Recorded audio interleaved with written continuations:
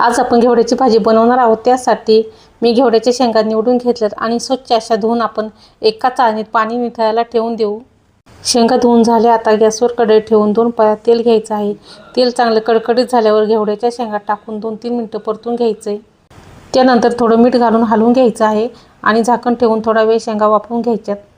वाफवून झाल्यावर कढईतून एका ताटात शेंगा काढून घ्यायच्यात आणि त्याच कढईत तेल ओतून घ्यायचे। तेल गरम झालं की त्यात जिरे, मोहरी, लसूण, बारीक चिरलेला टोमॅटो, कांदा घालून परतून घ्यायचे।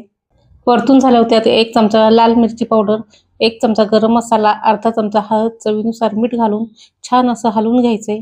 त्यानंतर वाफवून घेतलेल्या शेंगा घालायच्यात आणि व्यवस्थित असं मिक्स करून थोडंसं पाणी ओतून घ्यायचंय आणि लो गॅसवरती ही शेंग 5 मिनिटं शिजवून घ्यायची।